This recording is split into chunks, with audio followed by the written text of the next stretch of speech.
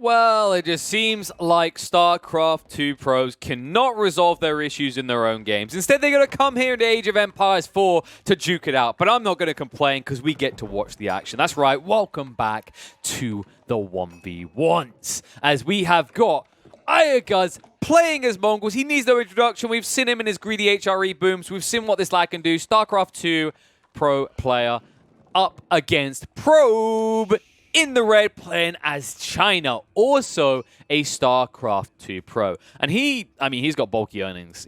Guys, he's got over $70,000 earnings. This year he earned 10,000, which for those that aren't familiar with it, if you got say 10,000 earnings, you're doing pretty well for this year. I think 10,000 earnings is pretty well.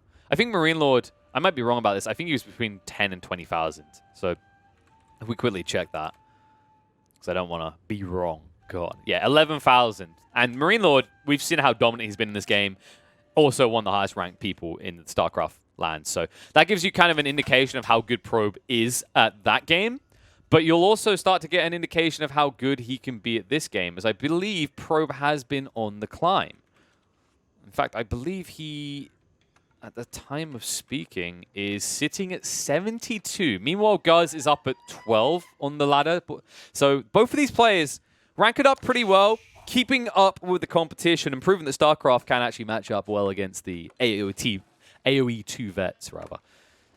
But opening-wise, let's focus on what China's going to do, because we see what Mongols are going to do time and time again. And we are going to see the barracks starting to spam out some spears early on, just to scout out and maybe get some early harass out. But we're not going to see any cheesy strats. We're not seeing a stable build to scouts. We're not seeing a TC rush. We're actually seeing Iaguz try to play this game as if it's a real game, and not just a weird stomp of someone who only just picked up Age of Empires for the first time. Meanwhile, on Probe's side, did go for the early Imperial Official. Now, this is interesting because I've seen people argue back and forth on whether it's worth getting an Imperial Official this early on in the game. Some people feel that for the 150 food and the delay of getting more villages out, it's not worth it until Feudal. And then primarily for the production rate of units. But I've also seen players like Probe is doing right now immediately pick up a Imperial Official after maybe one additional villager and then stick it to supervise after you immediately build into a mill. Now, the risky part about going for the mill play, of course, is you're starting wood, right? Is if you want to get gold vein straight away, you won't be able to because you'll be capped, or you would want the wood line, right? So you're basically going to invest in mill, house, and then lumber camp. So it does delay you getting on gold slightly. But in terms of gains, remember the way that this works is you're going to produce 200% faster on these buildings. If it was military. And then you get 20% more drop-off on resources. So this is going to be the switchover, right? He'll start off here getting 20% more, which is going to be an extra 2 because it rounds down food each time they drop off. And then afterwards, what he can do is when he builds into a racks or anything military-wise, he can then stick this on Overwatch of that building and have it produce 200% faster. It's an incredibly efficient unit when you think about it that way. Because that means that while Guz has already built one racks, right? Let's pretend the factor that you can have an Uvu doesn't exist, right? Let's pretend it's another matchup, so we don't even equate those the double up value. In a traditional matchup, someone builds a barracks, you're building 3 barracks worth, which means you're saving 300 wood. In this matchup, of course, you're saving 150 wood, would be the comparison. But it still can make a big difference because if you remember, what we quite often see in these early games is someone will make a move and then they'll force a transition out of their opponent. They'll force them to switch over to a different unit archetype. They'll force a defensive play or something that just requires wood investment. So as a Chinese player, there is still a risk of if I'm forced to pivot too often between stable, racks, archery range, then it's costly. But anytime you pivot, you can very quickly get an advantage over your opponent because they, remember, would need to invest in 3 buildings on average to achieve similar results. That being said, Probe will probably look to pivot soon, as he's getting pressured already. I expect Probe to just try and turtle up as best he can and then go for his tech up. Interestingly enough, not really looking like he's got it on the food front to do so right now. And he's going to lose this mining camp. Yeah. So it'll take a while, but these 2 spearmen will burn through this mining camp like it's nothing. And now you don't have access to gold. And this is actually a critical detail, by the way. Remember, Probe doesn't have the required resources for his tech up. In fact, where did Probe put his money? What on earth?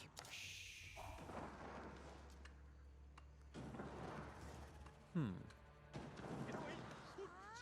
trying to rattle my brain on where his gold is. Oh, he did. Okay. Oh, there it is. Okay, guys. I'm just an idiot. I was looking around. I was like, the only way this makes sense is if he's already building up. But the Barber in the Sun, he put it in such an interesting location that I didn't expect. Originally, I checked over here where the scout was. I was like, is this a forward fort for some reason? But no, this is actually pretty ingenious. He's done this in a way that he's protecting his eco expansion on the water, but he also protects his mill expansion and a potential gold vein here.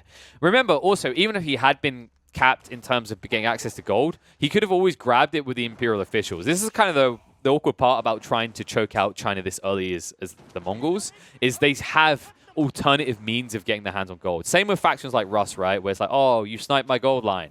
I'm going to go shoot deer until I'm fine. Yes. I knew it had to be somewhere. I just couldn't figure out where. Turns out it was hidden by the white lines right next to me. But yeah, so expansion achieved by Probe. He's now got a pretty secure zonal influence in this area, and also Guz now only has one way into the back lines. Also, Guz still hasn't teched up. He's about to finish it in the next 20 seconds, but he is delayed compared to China. And remember, China is an eco-booming type nation, so they can quickly turn this into an advantage, especially when you consider how much food he's gathering on the water already. So it might be that we see Probe go into a second TC, but I don't even think he necessarily needs to entertain that option. He could just get aggressive, and you will see the archery range to allow him to do so. So Archer's starting to be built. That'll counter out the spear spam, and also forces a pivot. I don't know if this actually got scouted. I don't know if the archery range, I think he did scout it on the run out as Guz was retreating outside again. So it will force a conversion over to stables. But remember, we talked about this transition, right? The cost of this. So now he has to invest 300 wood to double stable up. Remember, he can get double production rate, so he can actually field an army incredibly quickly with the Uvu effect. Meanwhile, Khan just being a pain in the ass. But will start to be attacked by the archers, so this should force him to back away. And remember, your Khan heals, so it's good to just back off like this. Heal up. Any damage he does is permanent. That's why the Khan can be annoying. It's small amounts, but over time it can actually do something, which is what makes it such a frustrating thing to engage with. Interesting, Guz went for this area, by the way. There is only 5 fishing spots here, which is interesting. Oh, wow. Yeah, I don't know if he scouted this later, or if he thought there was more value in the other one. But this was actually a jackpot. Going for this pond would have been a jackpot for Guz. And also, he wouldn't have had an exposed eco line, right? Whereas this is in the center. So if a fight occurs around the center area, he's more liable to lose his eco line of fishing ships quicker. That's the difference, right? That's what makes Probe's expansion so cool. Most players kind of push this forward a little bit, try to move further towards the center with the Barbican of the Sun. Instead, he just understands that the best move is just to cover this choke point on his flank perfectly, which is what it's achieving.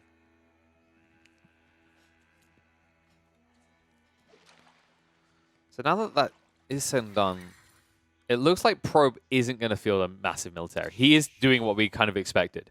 I think in this situation, China looks for 2 options. You either town center boom or you tech boom. And in this situation, when he sees how much was invested early on, and he's countered the spearmen with his archers, I think Probe's concept, like the way he's conceptualized this, is there's no way there's going to be a town center boom from Guz, because he would have to change from the spearmen to a different unit type because they don't get access to man-at-arms until Castle Age, which means now there's going to be 300 wood burnt by Guz that couldn't be saved towards a secondary TC. Because remember, these TCs are pricey either way, because with the Mongols, they have to pay 900 wood, and then if you are any other faction, you pay the 400 wood, 300 stone. But there it is. There's their strong astronomical clock tower. Now, this one is a pretty cool one. We've seen the bees used a good effect out of this. The Nesta bees become incredibly tanky when they're built out of this siege workshop because you get 50% more health on any siege units produced from this building. And remember, you can produce them at an insane rate because what you'll probably do, as soon as he completes this, you'll probably see him switch over, and he's already got another tactic to allow for this. He can move the Imperial official over to monitor work in this building and increase the production rate of Nesta bees by 200%. At which stage, he'll be able to field an army that should counter out what Guz is doing. Let's see if Guz reads it correctly, though. Because Guz, so far, how many horsemen has he put out? Yeah, so he revealed his hand here. He's going to snipe this expansion by Probe. Probe is going to get a junk ship out, and that should be enough to scare them away, but he needs to repair is the big issue he has. He's also going to lose these archers. But now you know what Guz is doing. You know he's actually committed into these horsemen. And then Guz has spotted out this castle age tech up, right? He just got an announcement about it. So what I want to see from Guz, yeah, immediate tech up himself. And this will allow him to boom into Lancers. Because remember, he's building the step redoubt. He'll be able to get 50% more gold on drop-offs. It also means that these gold veins are effectively worth 50% more. Because, remember, it doesn't mine 50% quicker. It just gives you a bonus 50% when you drop off. And that should allow him to then spam out Lancers. Lancers, which will be able to counter out the astronomical clock tower because their rapid mobility will stop them from getting hit too hard by these units, but also will allow them to gap close and snipe out the pricey Nesta Bees. Which is why Probe, so far, hasn't invested in it.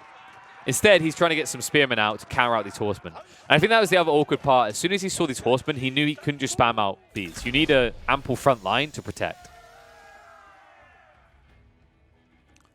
Yeah, new age achieved, so Guz now up there. If we look at the income per minute, this is going to switch around. Obviously, Guz didn't have these people gathering gold, but he'll probably be up to about 700 gold per minute. He'll be past Probe in a matter of seconds. And now the fishing ship line isn't even happy. It's being exposed. The defense of the Barbican of the Sun is only really that effective in, say, the first 5-7 minutes, where someone has an army of 4-5 and they're trickling in. When you have this many Lancers, you can actually get efficient trades. And oh no. No! Oh my god, no! The edge of the map doesn't protect him. And that means the Barbican of the Sun doesn't either. And Probe's running the wrong way around. He could have came straight at this. He's trying to pinch them though. The problem is it's going to take too long to get around the back. So he might be forced to Benny Hills this. See, the reason he's going around here is then he forces Guz to run under the defenses of the Barbican of the Sun or to get trapped up against spears. But the horseman sniping out this dock is just value in itself, right? Because the fishing hasn't been complete in this pond. So if he can snipe this in time before the spearmen reach him, then this is a jackpot for Guz. Being said, we'll set it on fire. And now he just needs to keep the villager off it, which is why he's chasing into him. He will try and run these lads out. And now Probe just needs to get someone over there. It is covered by the spearmen. These spearmen that now up to the vet spearman status. So Guz, this is all a distraction for his new line. Because look what he's done. He's got the Lancers out. Going to be able to start sniping these villagers. Fails to get a second one. Missed micro there.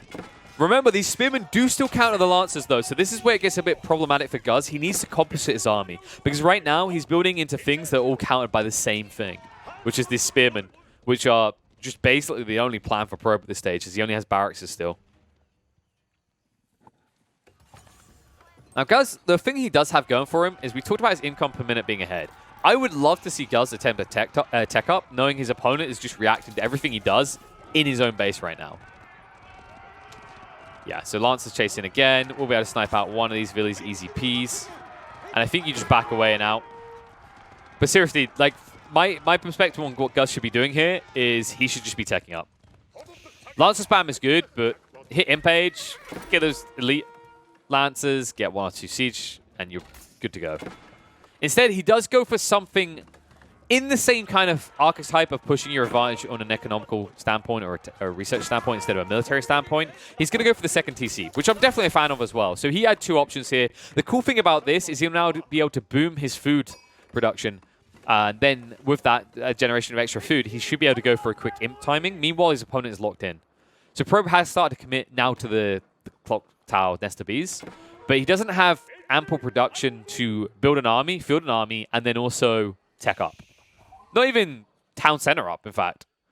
Like, Probe with this situation, he hasn't even bothered to go for the stones. So he's all in on a 1 TC, which means he's, in my opinion, a lot more stunted in what he can do. Remember, he didn't even go back for the second landmark in the first tech up, right? So he doesn't even get these villagers quicker.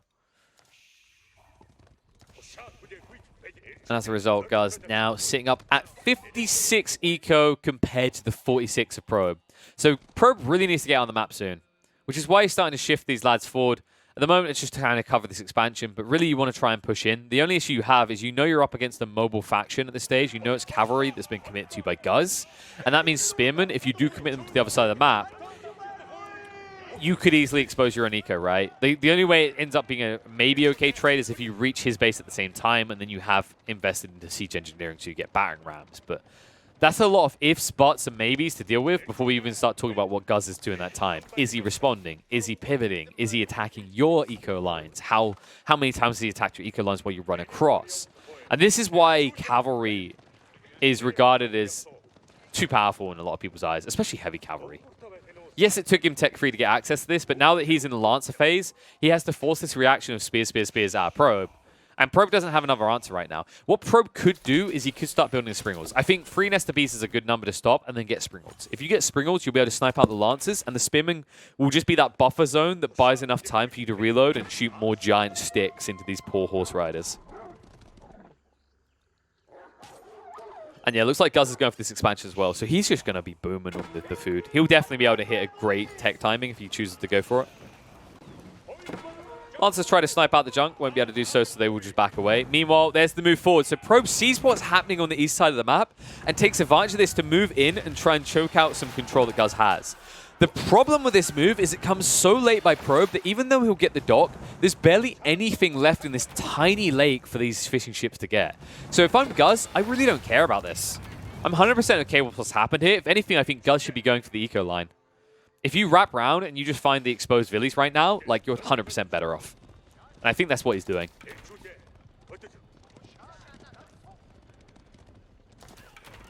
Yep, straight in. Why not, he says. Maybe help myself to his base, but he doesn't want to get pinched. He doesn't know if there's a secondary spear line waiting for him. He doesn't want to risk seeing just how much damage these Nesta Bees can potentially do. So remember, any damage at this stage will be permanent. No one's invested into a temple yet. But Guz, with this investment into his economy, it's starting to pay up and pay out. 70 compared to, what's Probe sitting at right now? 54. And he isn't able to expand to any new fishing lines, right? The next one up is a bit far out. Meanwhile, this one's been expanded to by Guz. He hasn't started to actually exploit it for fish yet, but I expect that to change soon. It looks like Guz. And this guy always has surplus gold. Insanely surplus gold right now. Like, look how much he has available to him. Food is his limitation right now. And I don't know. Yeah, he's trying to fix that. He's trying to actually amass enough pastures that there'll be ample sheep at all times. And then he should switch a bunch of people over to food production from the villager population. Because right now, this over here, this supply of food is about to dry up, right? Like, he rebuilt the dock. It's only got 100 left in this one. I reckon this one's down to about less than 1,000 as well. So he needs to start switching into a different pond if he wants to sustain this food production, or he needs to switch over entirely to sheep.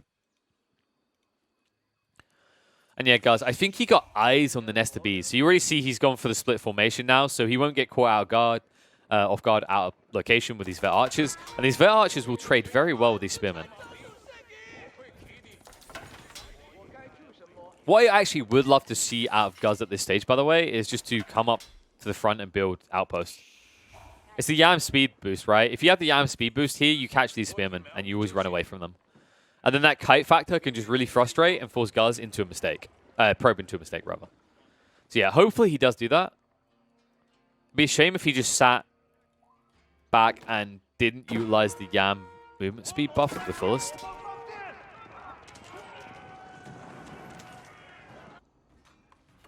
fact, I don't think he's built one outpost all game. Wasn't even forced to.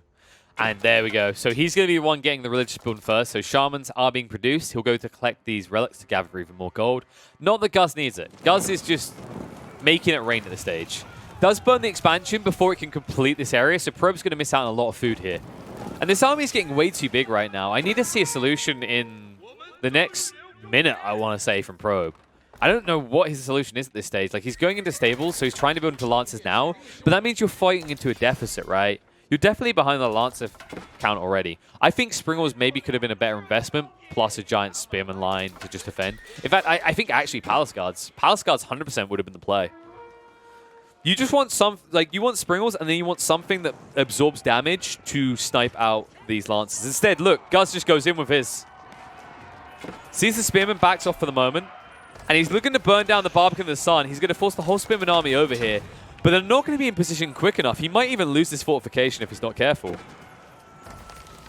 They're trying to move in now. Remember, the Lancers can retreat, and the Archers will snipe some of these lads out. Oh, Lancers.